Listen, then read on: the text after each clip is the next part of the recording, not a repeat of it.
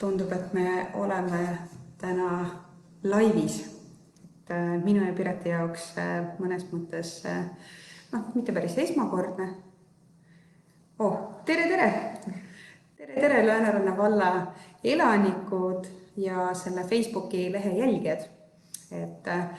Teeme siis täna 16. kuupäeval kokkuvõtte meie keskkonnakuust, mis toimus küll juba mais, aga kuna meil siin mõned inimesed on ka puhkusele vahepeal läinud, siis teeme kokkuvõtte nüüd. Aga ma arvan, et selleks ei ole üldse hilja, et inimestel on värskelt meeles. Ja muide, täna loosime siis või avalikustame siis nii-öelda loosi tulemusel siis võitja, kes saab nüüd Pireti selja taga oleva kompostri endale. Et võitja on meile teada, aga me hoiame selle veel natukene saladuses, et võtame alguses selle keskkonnakuu siis nii-öelda kokku. Et meid on toredasti siin juba 26 inimest jälgimas, et Piret on veidi pabinas, mina olen ka veidi pabinas, nii et andke meile andeks, kui me liiga kiiresti räägime või liiga aeglaselt räägime, et loodame, et meil see live õnnestub. Aga Piret, ütle mulle, et kuidas siis meie keskkonnakuu läks, et mis oli hea ja mis oli halb? Või meie keskkonnakuu läks väga tegusalt, see algas kiiresti ja lõppes veelgi kiiremini. Aga ma tegelikult võib-olla alustaks kohe selle eksperimendi tulemustest, mida me siin tegime. Sest kes ei tea, siis me ju tegelikult selle keskkonnakuu alguses avaldasime mitte ainult artikleid meie Lääneranna teate veebilehel, vaid tegelikult pidasime ka videoblogi ja selles videoblogis ju Piret alustas siis mitte niivõrd teadusliku uuringuga, aga siiski, või siis eksperimendiga, aga siiski, et selle me tegime ära, et Piret saab nüüd öelda, et kuidas meil siis see eksperiment läks. Jah, et kaalusime siis 30 päeva jooksul oma prügi, mina ja Kristina, et eesmärk oli teada saada, et palju siis üks inimene prügi tekitab. Et minul on sellised andmed, et aastal 2018 tekkis Eestis ühe inimese kohta 145 kilogrammi segaolmejäätmeid. Seda on ikka päris palju tegelikult. Seda on väga-väga palju ja kuigi ma ise tean, et mulle endal tekib vähem, aga ma ei teadnud, ma ei osanud arvata ka, kui palju tegelikult tekib. Et seetõttu otsustasin teha sellise eksperimendi ja õnneks Kristina tuli kaasa. Aga mis mul muud üle jäi? Aga mis selle tulemusel siis on, et muidugi ma tahtsin teada, et palju see protsendiline mahuprotsent on, et palju siis tekib pakendeid, palju paberit, biojäätmeid. Piret, ma segan vahele, ütle võib-olla siis meie jälgijate jaoks ka, et miks me tegime nii, et me ühelt poolt kaalusime, aga teiselt poolt me rääkisime ka siis mahtudest. Et maht on ju selles mõttes liitrites mõõdetav, eks ole, ja siis prügi ometigi me kaalusime, et millest selline erinevus? Sellepärast tegime niimoodi, et nagu ma ütlesingi, et minu andmed on, et Eesti keskmiselt tekkis 45 kilogrammi segaolmejäätmeid aastas ühe inimese kohta. Et ma tahtsin seda juba teada, et palju mina siis tekitan, sest et jäätmearuandlus ongi tonnide järgi. Aga miks me mahtu tahtsime näha, on see, et me maksame tegelikult segaolmejäätmete eest siis mahupõhiselt, ehk siis meil on konteiner, see tühjendatakse ära ja selle me maksame. Just, et selle ei ole vahet, et kas selles konteineris sees on nüüd, ütleme, 20 kilogrammi mingeid pakendeid, mis tegelikult mahu poolest on hästi palju, aga kaalu poolest mitte nii palju. Täpselt. Ja tulemus siis minu peres tuli selline, et ainult 7% oli segaolmejäätmeid. Ja ülejäänud siis 93% oli muid jäätmed, segapakendid, paber, biolagunenud jäätmed, mis siis suunasime ringlusesse. Ehk siis ma arvan, et minu keskkonnajälg ei ole nii suur. Aga Kristina, ma arvan, Kristina, sina räägi mida sina vahepeal tegid, sest sa alustasid ühteviisi ja lõpetasid teistmoodi. Jaa, ma tegelikult selles mõttes tegin võib-olla nüüd arvestamise või siis selle mitte niivõrd teadusliku eksperimendi osas natukene võib-olla väikest krutskit sulle, et alguses ma tõesti esimesed 2 nädalat ju kogusingi või siis ütleme, kaalusin seda prügi, mis mul muidu oli olnud ja täpselt nii, nagu ma olen seda teinud, ehk siis kuni siis nüüd teatud nädalani ma siis ju kogusin eraldi ainult biojäätmeid ja kõik ülejäänud sodi, kõik ülejäänud nagu prügi läkski segaolmejäätmetesse. Ehk siis biolagunevad asjad kompostrisse, et see on mul kodus olemas ja siis kõik ülejäänud prügikasti ja viidi minema. Aga ühel hetkel ma mõtlesin, et olgu pealegi, et võib ju otsida 100 000 põhjust, et miks pärast mitte sorteerida, aga miks mitte võtta ja proovida korraks, et kui lihtne või kui raske see siis tegelikult on. Ja siis ma tõesti 2 nädalat siis tegin nii, nagu ma ennisti vanasti tegin ja siis 2 nädala pärast otsustasin, et olgu pealegi, et proovin siis sorteerida. Et siin koha peal tõesti suur aitäh, et sa olid mulle toeks, et sa mulle selgitasid kõiki neid asju, sest tõesti mina ei teadnud ja ma ütlen ausalt, minul oli kõige suurem hirm oligi see, et kuidas ma selgitan lastele, et okei, täiskasvanud, et nemad natukene juba teavad ja aimavad, eks ole, ja siis nendel on nagu lihtsam selgitada. Natukene võib-olla põdesin, et kas mu 5-7-aastane siis saab aru, et kuidas siis sorteerimine käib, aga ma ütlen ausalt, väga lihtsalt läks.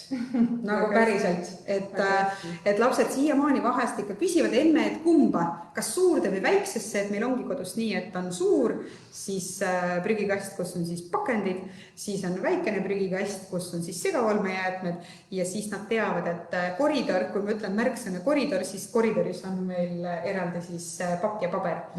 Et jaa, tulemustest Excelit tegid sina. Ja tulemustest, et Kristina näide on väga hea näide, et kuigi see on planeeritud niimoodi, aga tulemust oli hea, et meil on võrdlusandmed 2 nädala kaupa. Esimesed 2 nädalat, kui Kristina sorteeris siis biojäätmeid ja ülejäänud pani siis segaolmesse, et siis tekkis Kristinal kogu oma prügist oligi 86% segaolmeta. Ülejäänud oli siis bio.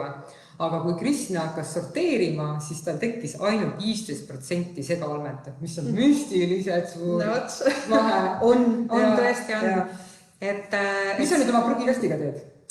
Tead, mul tegelikult ongi selline lugu, et ma ostsingi ju nüüd juurde selle pisikese prügikasti, ma käisin poes, ma ei tee reklaami, mis poes ma käisin, see oli üks ehituspood, aga ma leidsin selles ehituspoes, tõesti oli niisugune, ütleme siis, et ta siis ava, kust sisse saab visata, on niisugune 5 sentimeetrit, ütleme siis lai, ja siis ühtepidi ja siis teistpidi oli seal äkki 20 sentimeetrit, et täpselt paras selline väikene, ütleme 3, mis ta oli meil siis kilos või liitrisse selle poe, need poekotikesed väiksed on, et nende jagu, täpselt nende jagu ja sinna sisse lähevadki kõik need segaolmejäätmed, sest mis seal salata, segaolmejäätmed ju tegelikult lähevadki kõige kiiremini haisema.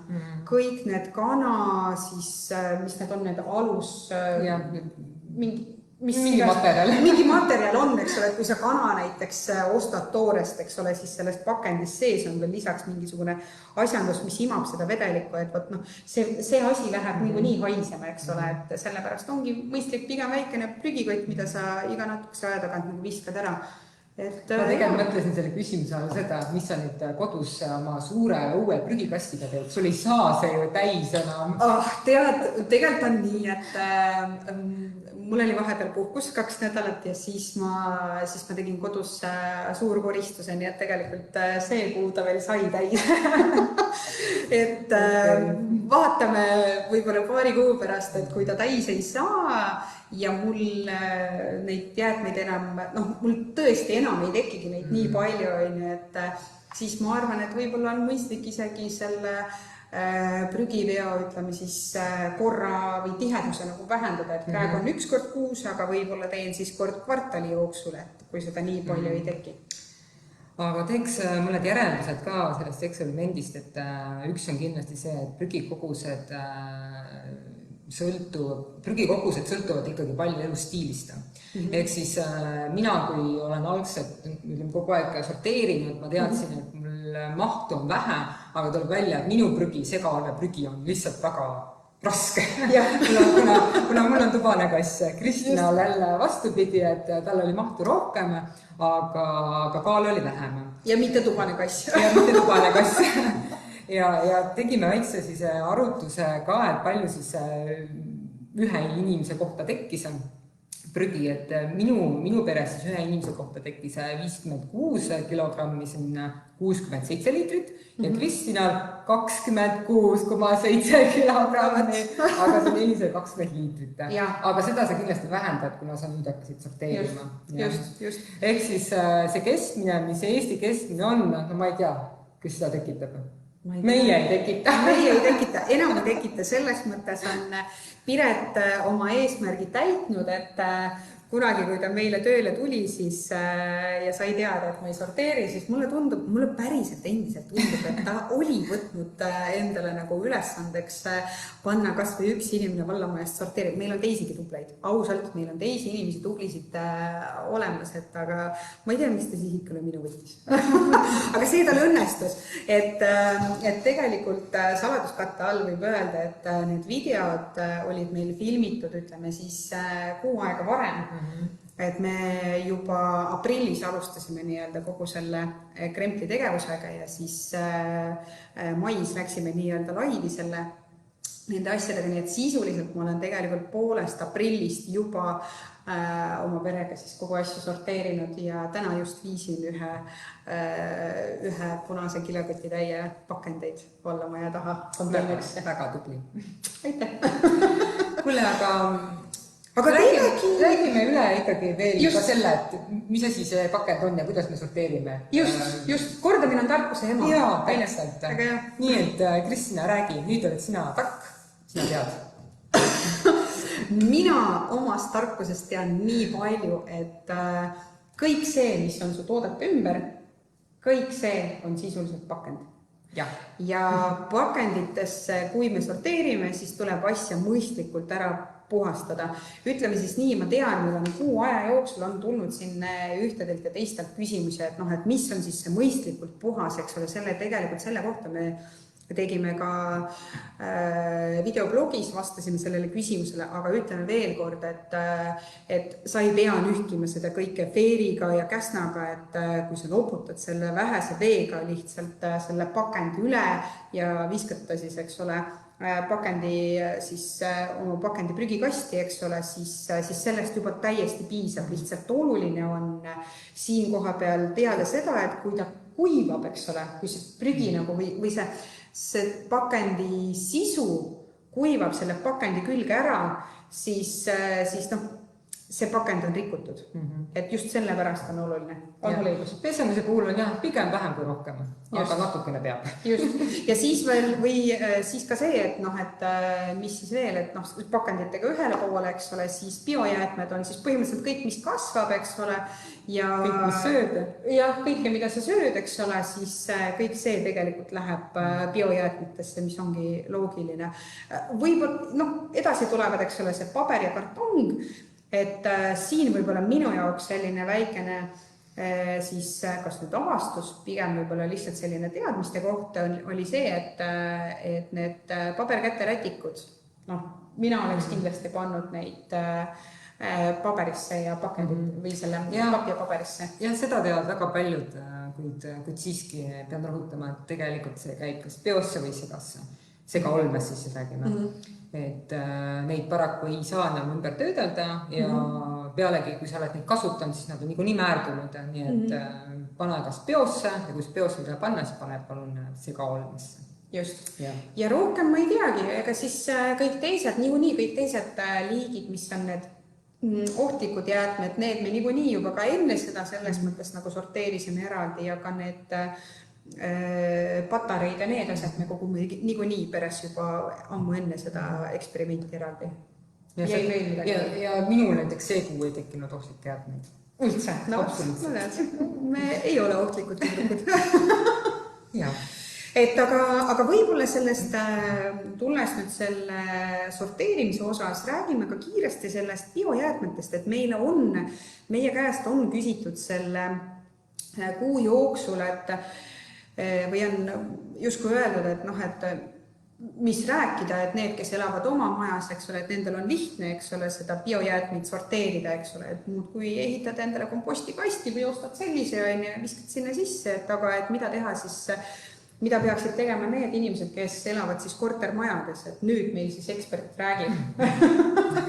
Jah, et tegelikult jäätmete sorteerimine on juba 10 aastat kohustuslik, et see ei ole tegelikult vabatahtlik, me räägime siin kohe vabatahtlikust, aga tegelikult on see kohustus. Aga et seda kohustust täita, siis on vaja ju võimalusi, see on ju loogiline. Kortermajade puhul hetkel Lääneranna vallas on tõesti keeruline. See biojäätmed ei ole korraldatud jäätmeveos, aga võib juba ette ruttavalt rääkida, et aastal 2023 siis 3 aasta pärast. 3 aasta pärast jõustub seadus, mille alusel peab siis kortermajad hakkama biojäätmeid koguma, ehk siis kohalik omavalitsus paneb biojäätmed korraldatud jäätmeveosse ja tuleb prügiauto ja viib need ära. Kas siin võib-olla täpsustada, kas see on nüüd meie seadus või see on üleriigiline? See on üleriigiline. See on üleriigiline, et vallad peavad hakkama seda korraldama. Muidugi on ka neid kortermaju, kus on ka häid näiteid, tegelikult üle Eesti on häid näiteid, et kes on juba teinud oma territooriumile sellise komposti kogumiskoha täpselt, et need, kes juba kompostivad koha peal, neil ei pea olema siis biojäätmete kasti, kogumiskasti, aga ülejäänud, kes koha peal ei saa või nad ei taha, et siis tulevikus hakkab ikkagi prügiauto käima ja need biojäätmed ära viima. Ehk siis tasuks juba praegu mõelda selle peale, et biojäätmed mitte panna sega olmesse, sest just nagu me videotes rääkisime ka, et biojäätmed on kurja juur. Ja just, et pigem juba valmistuda selles mõttes juba varakult ette, et sa, sul on nii palju aega, eks ole, tegelikult ütleme 2,5 aastat on see õigem võib-olla see, et selle 2,5 aasta jooksul jõuavad tegelikult, kui me räägime kortermajadest, ma olen ka kortermajas kunagi elanud, et siis tegelikult kõik elanikud jõuavad vaikselt selle aja jooksul siis harjuda mõttega, et ega see ikka jälle, et see enda harjumuste muutmine ei käi lihtsalt, et me saame sellest ju tegelikult kõik aru, et see on raske selline pikaldane protsess, et selles mõttes mulle meeldis, kui sa ühes videos ütlesid, et ja proovi üks nädalakene sorteerida, on üks nädal, siis on teine nädal ja siis on see juba elustiil. Et sama asi on ka sellega, et ega siis võib-olla siin ongi see koht, kus kortermajade, siis korteriühistute siis liikmed võiksid hakata siis nii-öelda seda asja endal kortermajades sisse juurutama ja meie võime selles mõttes abiks olla, et kui on vaja mingisugust infot või siis kuidas iganes, siis Piret, mina vahet ei ole, et selles mõttes, et Piret on muidugi spetsialist, aga kui ta Piretit parasjagu kätte ei saa, kui ta on objektil näiteks, sest Pireti muu hulgas ülesannete hulka kuulub ka igasugune jälitustööd, tegelikult jumalast põnev töö ausalt. Aga tegelikult hea mõte on, kui nalja viskame, poolelist nalja viskame, et hea mõte endale ka kanad võtta, kanad saavad kõike. Ja absoluutselt, ja. Meil tegelikult on ju selles mõttes, et naabermaakonnast või siis kes osad veel ju tunnetavad, et me oleme endiselt Läänemaal ja seda ei saa neile pahaks panna, et Lääne-Nigula vallas on ju, kui ma ei eksi, oli ju samamoodi lasteajad vist võttis endale kanad, et väga äge mõte, et selles mõttes, et siin on neid igasugused ideed on tere tulnud ja kui te vajate tuge, siis pöördu meie poole, me toetame teid. Jah, nii me teeme. Just, lähme järgmise teema juurde. Jaa, tead, siin oli meil jällegi selle keskkonnakuu raames oli ju tegelikult, meil olid siin müütidele üks artikkel, mis me siis avaldasime, olidki need müüdid, eks ole, et mida inimesed on siis arvanud ja üks müütidest võib-olla oligi siis see, et kus inimene on väitnud, et aga et ma olen oma silmaga päriselt näinud, kuidas tuleb prügiauto ja viskab siis kõik sorteeritud prügi ja mitte sorteeritud, ütleme segaolmejäätmed ja siis pakendid viskabki ühte, et et see on justkui nagu mõttetu tegevus, et aga räägi. Et kas see on võimalik? Kas see on võimalik, jah. Ma pean öelda, mina oma silmaga seda ei ole näinud, õnneks. Aga see võib tunduda ja see võib ka juhtuda.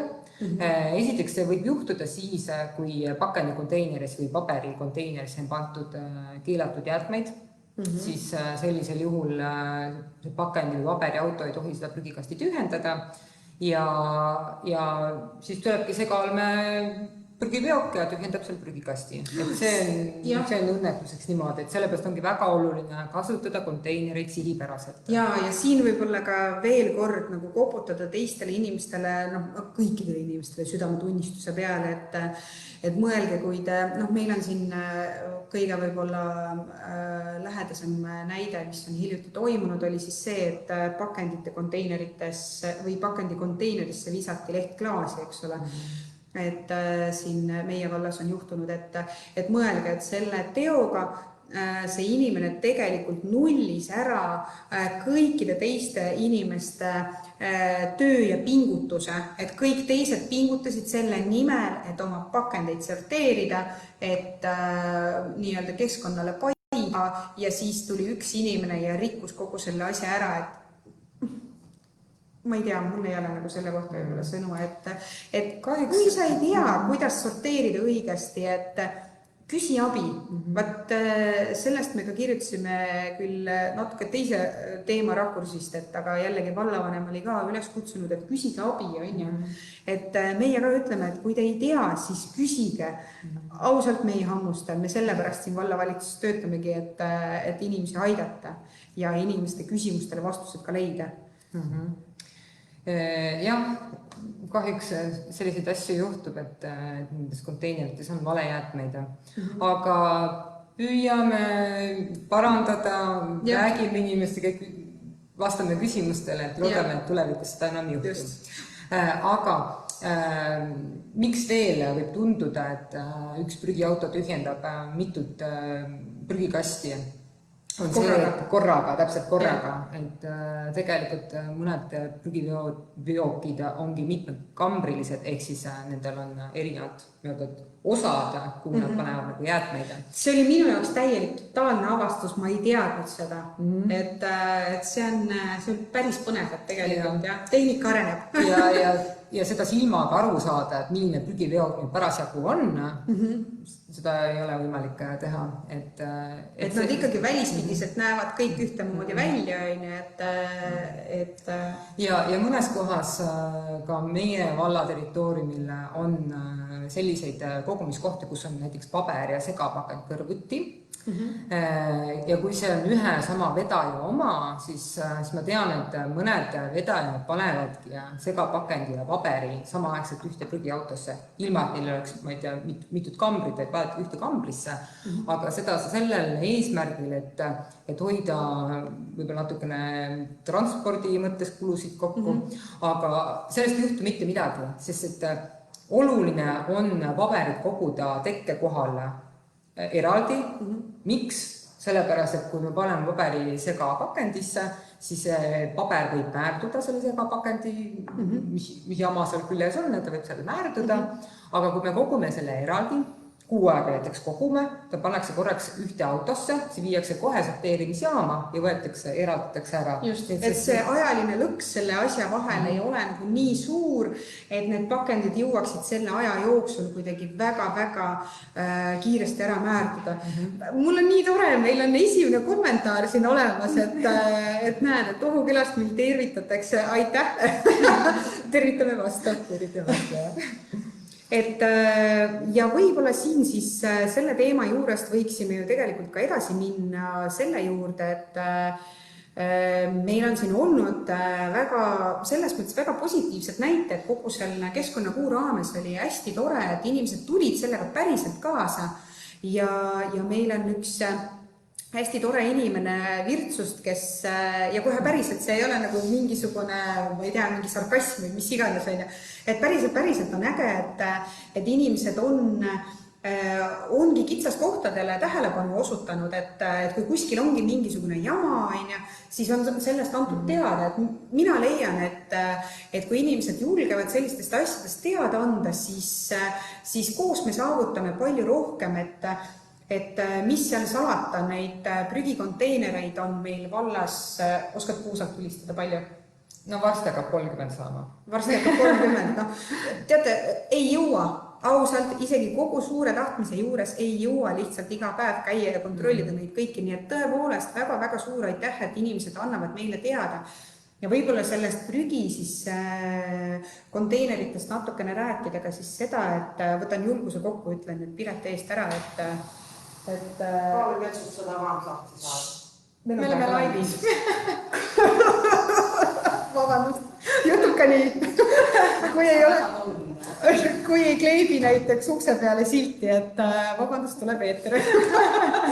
Aga ma tahtsin seda öelda, et prügi äravedu on vallas ju siiski korraldatud lepingutega, et vallavalitsus on omalt poolt sõlminud siis lepinguid, kaasa arvatud mitte ainult eraisikute siis prügi äravedamise jaoks korraldatud hankest me ei räägi, vaid räägime ka sellest, et avalikest konteinerite äraveo jaoks on ka samamoodi lepingud sõlmitud, et mina julgen küll panna käe südamele ja öelda, et meie omalt poolt anname 110%, et need konteinerid ei täituks. Üle ei täituks, täituks küll, aga üle ei täituks. Just täpselt, väga õige. Et nad ei täituks üle, aga meil on väga kurb näha seda, et võib-olla mõni lepingupartner ei püüa nii hästi kui meie, aga see on selline õppekoht meile kõikidele ja ma loodan siiralt, et see asi leiab ühel hetkel ka lahenduse, nii nagu me siin räägime sellest, et inimesed ühel hetkel võib-olla hakkavad päriselt sorteerima, võib-olla ühel hetkel jõuavad meil ka siis teenusepakkujad ka siis ühel hetkel meiega selles mõttes ühele ja samale siis mõttepulgale. Jaa, ma olen täitsa nõus. Aga tegelikult saladuskatte all me võime öelda, et meil on muudatused ikkagi sellel aastal toimumas. Ja neid muudatusi on tegelikult väga palju, et kui me räägime Virtsust, siis Virtsu rahvale me oleme juba siin Facebookis ja näost näkku öelnud, et ka Virtsu probleemidele tulevad varsti lahendused. Mõne koha peal on juba leevendus olnud, kui me räägime Kaare tänavast. Kuigi ma täna sealt sõitsin läbi, vaatasin ju paberikonteiner täis, et sellest ma olen ka nüüd teada vedajana, et vaja paberit vedada. Et mis ma tahtsingi öelda?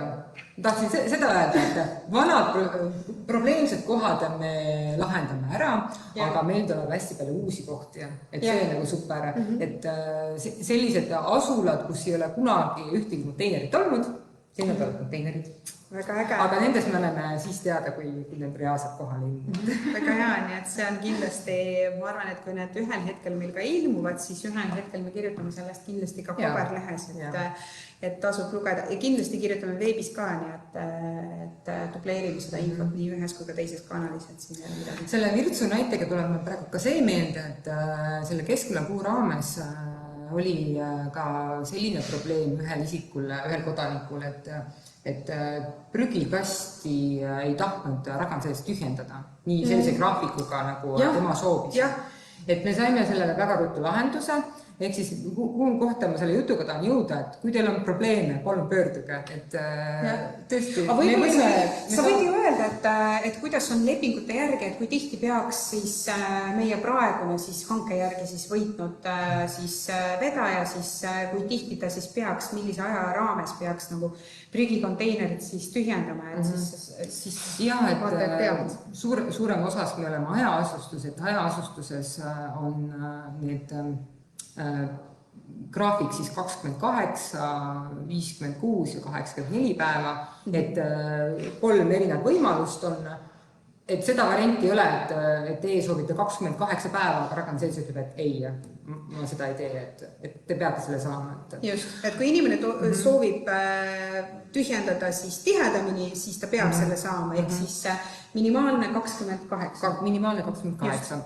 Aga tiheasustus ehk siis Virtsu ja Lihula, et seal on 7, 14 ja 28 päeva. No võt, aga jällegi, nagu me ennem rääkisime, et kui inimesed hakkavad sorteerima, siis tegelikult ei pea nad enam nii tihti võib-olla seda prügivedu tellima ja lõppkokkuvõttes hoiavad ka raha selle pealt kokku.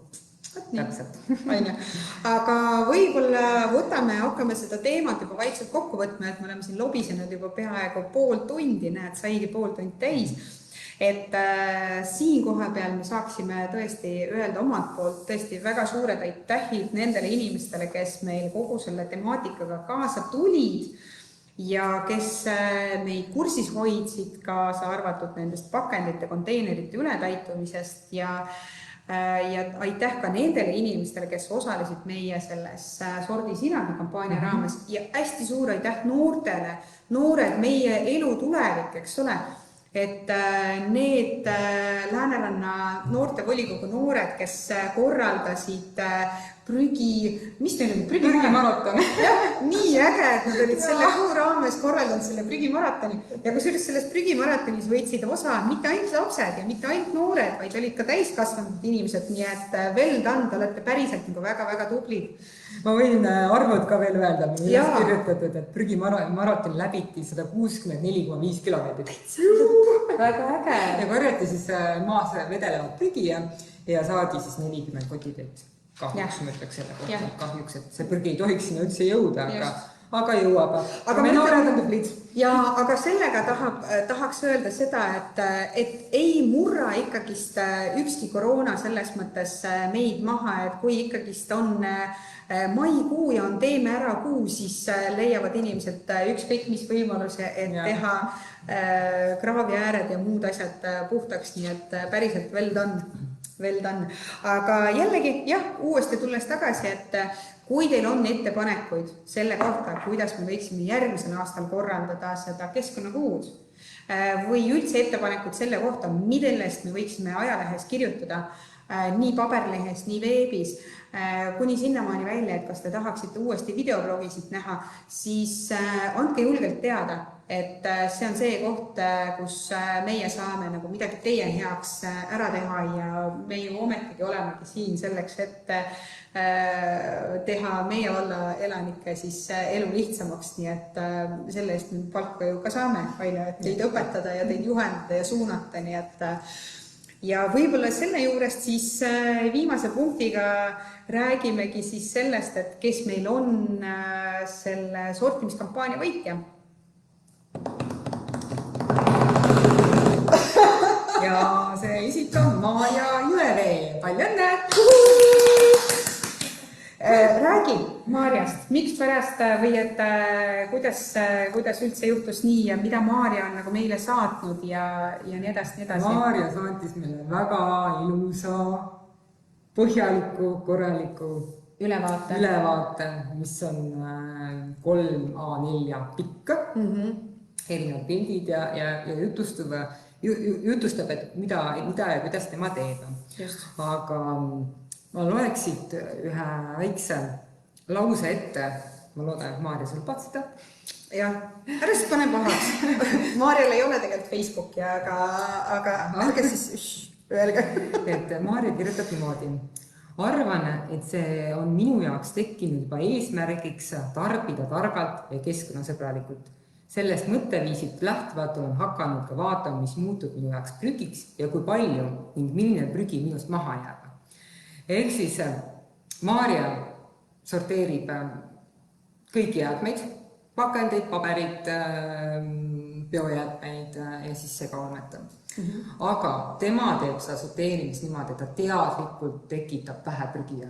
Üks hea näide, mida ta on siin toonud, et kuna ta on suur käsitöömeister või armastaja, käsitööarmastaja, siis tema ostab ainult ühesuguseid kohvipakke ja ta kogub need pakid kokku ja meistegab neist korvi. väga äge. et selliseid väikseid asju, mida ta teeb, aga mis on keskkonnale väga olulised. Näiteks ta ei kasuta kilekotte, vaid ta käib poes kindlasti riidest poekottidega. Hambaharja kasutab bambushambaharja. Nii et ma ütlen, et ma küll olen arvanud, et ma olen tubli sorteerija, aga minul hakkas häbi enda pärast. Mina toodan jäätmeid. Ma olen laua all juba. et Maarja on tõesti väga tubli. Ja ma arvan, ma loen selle viimase. Jaa, loe. Et Maarja kirjutab niimoodi, et üks minu unistusi on külastada ka mõnda jäätmejaama, et näha, kuhu ja kuidas kogutud pakendid lähevad ja mis neist saab. See on nii ilus unistus, et ma ei saa lubada, aga Maarja, kui ma kunagi lähen kuhugi jäätmejaamas, ma võtan su kaasa. Nii väga. Ma võtan su kaasa, et pole mingi... Klapitega ajad kokku. Ei, väga äge selles mõttes, et tõesti, ja meil oli veel inimesi, kes meile julgelt saatsid ja tegelikult, kes selle hashtagi kasutas ja teema viite siis ja kes postitasid pilte selle kohta, et kuidas nemad sorteerivad, ka nemad on väga-väga tublid ja see on hästi äge. Suurim julgus on minu meelest see, et sa avalikult nagu näitad seda, et kuidas ja mida sa teed, et kipub ikka olema see, et mis mina. Mis mina just, aga näed, et tegelikult me saame kõik olla eeskujuks, et mina ausalt ütlen, et Maarja on tõesti oma tegevustega mulle nagu eeskujuks, et väga äge ja tõesti Maarjale palju-palju õnne ja Maarjaga ma võtan isiklikult ühendust, sest tema telefoninumber on mul telefonis sees, aga ja ma räägin temaga siis pärast, et kus ta oma siis selle uue kompostikasti siis kätte saab. Nii et võt nii.